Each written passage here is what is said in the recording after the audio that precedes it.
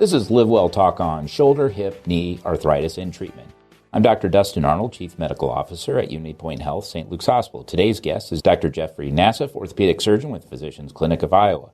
He's here to tell us about shoulder, hip, and knee arthritis, treatment options, both surgical and non-operative. Welcome.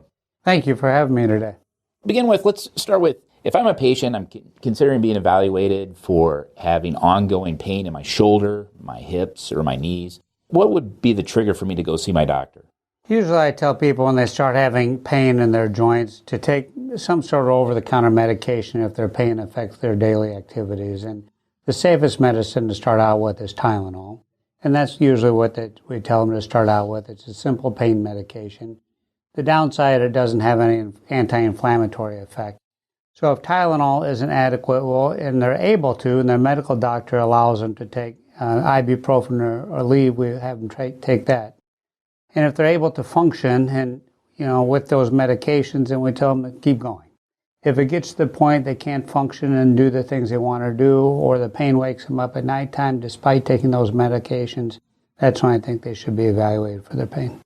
Is there an age where it's too early to be evaluated? No, I don't think so. There's a lot of different activity modifications and exercise programs and diet that can help relieve patients' pain from their arthritic joint. And there's really not a time that's too early to be evaluated for that. When you see someone in the clinic and you're evaluating them for this, is there a time frame when you try non-operative physical therapy, acetaminophen or non-steroidals prior to surgery? Or are there some patients you see and say, okay, we're just going to do surgery? We pretty much uniformly try some sort of non-operative treatments for the patients. It really depends on how much it's affecting their daily activities and their lifestyle, but in general, we try non-surgical treatments first, and those basically consist of activity modifications. We like people to avoid high-impact activities such as running and jumping or jogging-type activities when they have an arthritic lower extremity. Diet plays a big role. Obesity plays a big role, and six times your body weight goes through your hip and knee joint with every step you take. And if you lose 10 pounds, your hip or knee feels like it lost 60 pounds and really can make an exponential difference in your pain. From there, we do often try physical therapy, and part of the arthritic process is weakening of the muscles around the person's joint. And physical therapy can help strengthen the muscles around the joint. They can help stretch the tight muscles around the joint. Sometimes can help with range of motion, all of which can help with pain relief. And the other thing, they can do different modalities such as ultrasound or iontophoresis, which can help some of the painful joints in addition. So therapy is awfully beneficial. I usually start out with, medications, physical therapy, activity modifications, diet.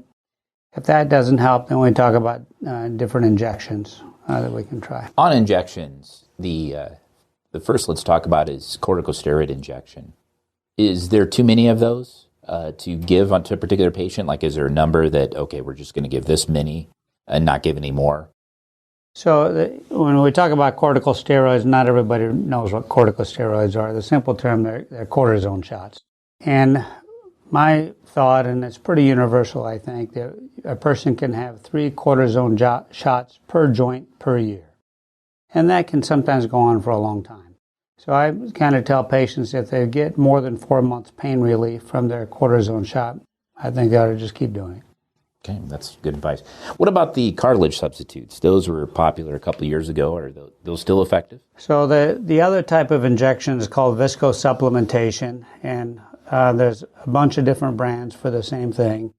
That's not an anti-inflammatory. What it is sort of a joint lubrication to bring a cushion or a lubrication in the knee joint where that's being eroded away from the arthritis. It's only FDA approved in the knee, so it's not approved in the shoulder or the hip. The studies on it really are pretty good, and they basically tell us when a person has early to moderate arthritis, they work pretty well. Moderate to severe arthritis, less well so. When it's bone-on-bone, it really doesn't play a role. Now, we do occasionally try it on bone-on-bone arthritis. If a person is too sick to have surgery or has some other reason they can't have an operation, occasionally we'll try viscosupplementation in the knee joint, but not very often for bone-on-bone arthritis. And those are made from like rooster combs or something like that, right? Rooster comb, chicken comb. What about shark cartilage? That's one that falls in and out of favor. Yeah, there's no real evidence that anything like that helps whatsoever.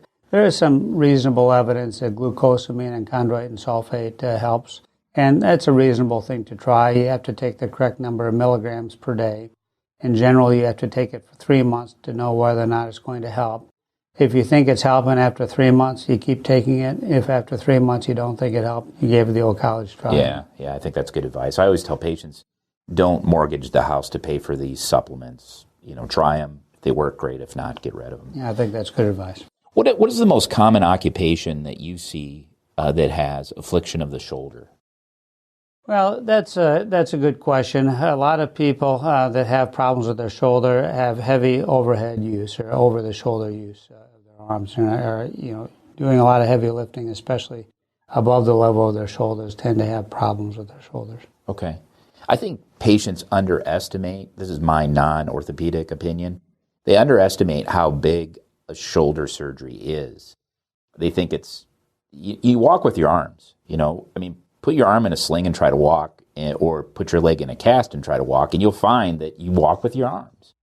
And I think people underestimate the recovery time on shoulder surgery. They think it's a small surgery because it's just their shoulder, and it's not, is it? Well, there's a wide range of shoulder operations, anywhere from a young person's sports injury, such as a labral tear, rotator cuff problems, all the way through the gamut of arthritis. And there are no short recoveries from shoulder surgery, that's for sure. Well, I know your specialty is total joint arthroplasty, that is placing artificial joints into the hip and knee. But what got you interested in that? You've kind of developed the reputation for being the go-to guy for that. What sparked your interest to lean towards that subspecialization in orthopedics? Well, when I was going through medical school at the University of Iowa, we all rotated on different medical services, and during my orthopedic service, I rotated with a physician named Charles Clark, who was a very, very well-known arthroplasty surgeon, did a lot of hip and knee replacements, not as many shoulder replacements, but when I was rotating on his service, we saw patients that literally came into his office preoperatively in wheelchairs, and a month, 6 weeks later, we're walking back in, giving him hugs and kisses, telling him how they haven't felt so good in so many years, how they can finally walk without pain. And it was a very gratifying thing to see these patients and how grateful they were to Dr. Clark. And after that, I decided that's what I wanted to do. What are the prosthesis, the implant, what is it made of? So when a person talks about an arthroplasty, in very general terms, all we are is resurfacing the arthritic joint. So we don't, some people say, well, you're removing the end of my thigh bone, the top of my shin bone, taking my whole knee out and putting a whole new knee back in. We're not doing that. Basically, we resurface the ends of the bone with metal in general, and then there's usually a plastic bearing surface between the two metal parts. That varies a little bit, but that's a good generalization for any arthroplasty of the shoulder, hip, or knee. Do those particular implants, do they wear out? They do. So there's two ways that artificial joints wear out. Either the metal can come loose from the bone, or the plastic bearing surface can wear. It's most common that the plastic bearing surface will wear. So we like to follow patients every 2 or 3 years the rest of their lives with x-rays, basically to check plastic wear. Because sometimes we can tell that by x-ray before it causes you symptoms, and then the fix is a lot easier. We can just change the plastic. But nowadays, these things are lasting a very, very long time, and right now our long-term study is on hip replacements. We're a 30-year study that said 80% of them are in and functioning at 30 years, 90% at 20 years.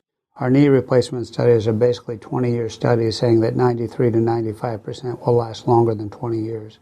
We just don't have studies longer than that to tell us how much longer they last. We don't have a lot of great long-term studies on shoulder replacements like that yet because they're a little newer and they're not as common. Hip and knee replacements are vastly more common than shoulder replacements simply because they're weight-bearing joints in there, but we are getting very good long-term results with our shoulder replacements now. Now, I know you've worked very hard and you've assembled a team to do knee arthroplasty, and I think hip is coming. I don't want to spoil the be the spoiler on that, but you've been doing these at the surgery center, and these patients are going home that day. Tell us about that. Well, that's a great question, and actually, Dr. Arnold, we're doing an even number of hip and knee replacements Really? over Okay. there All right now, and fortunate that we have a great service over there. The team over there is very good. We started this program coming up on 3 years ago, not quite, but coming up on 3 years ago, and this Tuesday, in fact, tomorrow will be our 200th outpatient total joint replacement over there. It's really a big milestone. It's been really a game changer for young, healthy, active people, and for people that are well motivated, they're young and they're healthy. They really don't want to be in hospitals anymore, and it's really understandable. They like the convenience of going into a smaller facility, getting their operation, going home, sleeping in their own bed, eating their own food. And they like to, progress a lot quicker than, older folks, and physically they can. And they want to get back to work. Most of them all have occupations where they don't want to take time off from work, and it's really worked out great. So people get to go home the same day, and the way it works is we operate at the Surgery Center, Cedar Rapids, in the morning. The nurses get the patients up walking in the recovery room. Then they get wheeled across the skywalk to PCI where they have an x-ray and a hemoglobin test, and then they see the formal physical therapy over there that day where they actually formally walk them. They have stairs built in their physical therapy department where they're walking up and down stairs. They teach them exercise to do, and then they get to go home. That's fantastic. I think it really demonstrates the motivation of a patient and the partnership that a surgeon has with a patient to be successful. And also demonstrates that team aspect with your therapist and nurses to get them up and moving right away. Well, it really took a big change in philosophy. Yeah. It's something that's been going on in the United States for probably 5 years, and we, like I said, we started about 3 years ago. And you went off, if I remember, off to Indianapolis. We did. I have a friend there that was doing it for about a year before we went there. We went and an anesthesiologist, some of the members from the surgery center, and some of the nursing members and staff members all went with us there, and we looked at their program.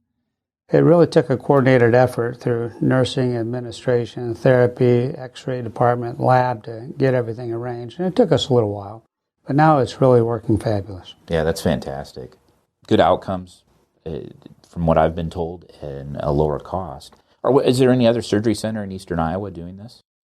Well, we just got a notice that Steinler in Iowa City is just going to start their program in there, but I'm not aware of anybody else in there. What is the biggest thing you've seen change, whether it's hip or knee replacement, or just orthopedics in general in your career? I think really the biggest thing, people ask about implants and how they're lasting, if they're lasting longer, and I think our implants have been very good for a long time. Some of the plastics have improved, but the metal parts really haven't changed a whole lot.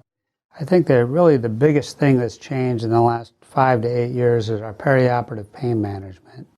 We used to give everybody IV pain medication. It was called a PCA, or patient-controlled anesthesia, and everybody had IV narcotics after surgery, and those narcotics have a lot of complications in there. And we've learned over the last several years there are multiple different pain receptors. There are other that help pain or help manage pain other than narcotic pain receptors. There's nerve-related receptors, there's Tylenol receptors, there's a multitude of different things. So now we do something called multimodal pain management, where we give different types of medication to hit different receptors for pain to help minimize the use of narcotics. And it really makes a big difference with a multitude of things. Nausea used to be a huge problem after surgery. It really doesn't exist anymore. Urinary retention after surgery used to be a very big problem, which basically doesn't exist anymore either. Another really big thing, the medication that's helped us a lot, is this tranexamic acid, or TXA. That's a medication we give everybody nowadays to help minimize perioperative blood loss. And 10 years ago, our blood transfusion rate was between 25 and 30% after a hip and knee replacement. Now it's probably less than 2% of the time, which really makes a big difference. And, blood transfusions, we found out in the past, really increase your risk for infections around Absolutely. the time of surgery. It's a liquid organ transplant, and sometimes we minimize that. It really is, and it's very detrimental for elective orthopedic surgery, and avoiding that's a big, big deal. And so we've pretty much eliminated that nowadays, and I think those two things are really the biggest changers. And when we go back to our perioperative pain management, the way we used to do pain management, there's no way we could do outpatient surgery. It would be impossible. Right. And because everything is oral nowadays, really inpatient or outpatient, we're able to, with these, correct patient, allow them to go home on the same day because every medication they get is oral now. And I have the luxury of the inside baseball knowledge to know that you and your colleagues started that push to simplify the treatment plan and optimize it prior to the opioid epidemic. That just happened to come along because I know you're working hard on that before the opioid epidemic hit, which is a reflection of, again, being first in the field to move forward. Yeah, what's the average length of stay for the people that do have to be in the hospital? They're actually just over 1 day now, about 1.7 days for people staying in the hospital nowadays, which is a dramatic change from when I started 21 years ago. People were in the hospital for a minimum of a week when I first started. Right before I came to town, all hip replacements were put in traction afterwards for several days. Now we get everybody walking the same day. It's very, very important for the person's well-being. They get up walking the day of surgery. And so our physical therapists have been very good here at the hospital about getting patients up and out of bed and walking the day of surgery, which really assists them in being able to go home most of the time the next day. Yeah, I think that's just amazing how we've evolved to know that mobility is better than immobility, just in medicine in general. Well, you're exactly right. When a person's in bed for a long time, they have a significant increased risk for blood clots and pneumonias, which are a terrible thing in orthopedic surgery. And just being able to get a person up walking really is a game changer. That simple task of walking the day of surgery is a game changer for that problem. Well, I mean, the treatment plan for a heart attack used to be bed rest for 30 days. And, that would be insane to suggest that now. Would. That's changed a lot. Well, this is really good information. I'm glad you took time to come over and talk about this. Again, this is Dr. Jeffrey Nassif, orthopedic surgeon with Physicians Clinic of Iowa. For more information, visit at unitypoint.org. If you have a topic you'd like to suggest for our LiveWell Talk On podcast, shoot us an email at stlukescr@unitypoint.org. And we encourage you to tell your family, friends, neighbors about our podcast. Until next time, be well.